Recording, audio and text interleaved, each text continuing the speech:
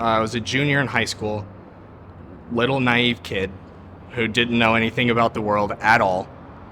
And you get introduced, well, I was smoking weed, but just one day I was walking outside and my brother was smoking an oxycodone off of foil, and I was like, all right, let me try that. And that's how it starts. It's that easy. We were smoking heroin, and then it progressed all the way through that to starting to inject through intravenous, and then it led to crystal meth trying to stay up because I was working on my car. And then I started hating the lifestyle of how we were living, like waking up every Tuesday and Thursday, waiting for cops to raid the house. They were looking for me and my brother and all the other people who were living at this house too. Everybody was doing bad stuff. And we put my mom through a lot, both of us, and I'm trying to repay that still. Bailing us out of jail, you know, the cops breaking down her door. My sister found, I just went into the bathroom and I left the needle sitting on the counter. And she told my mom, and she's like, I know you're doing something. It's not just oxys. It's not just something you're like, look at you. You're 115 pounds. You're withering away. Like, I know something's wrong. I would have ended up dying, like, within like 3 months, if I didn't stop and get help. So when my family did the intervention, obviously, like, I sat in a puddle and cried for like 5 minutes. But then they were like, yeah, you're getting on a plane to Oklahoma and you're going to Narconon Arrowhead. I was like, okay, sign me up. Let's go.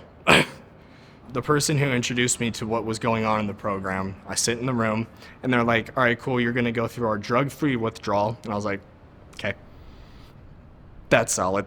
This is going to suck. And then they broke down the sauna part and all the courses and everything, got me to my room. Couldn't sleep. My withdrawal started to kick in like really hard there. And then I finally got some sleep, slept for like 14 hours.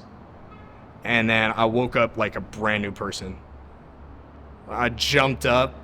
I believe his name was Gene. He walked in and he was like, dang, you look good. Like I had like a smile on my face. I wasn't dying.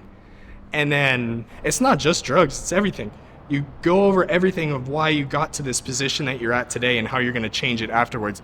It's a lot more streamlined on how you can handle your emotions, your communicative skills, and just being a better person than you were when you were a drug addict, because you were a shitty person. You were definitely doing some bad stuff. And I was hiding it and lying and conniving and just being not the person who I feel that I am. And I recognized that so much when I was at Arrowhead, at Narconon. And those feelings that get stuffed down and numbed by drugs and everything, the second you start trying to better yourself, that's when they come back. Then you start feeling like a person again. I feel like I'm a better person now from going through that struggle. And then Narconon taught me how to be a better person on the outside.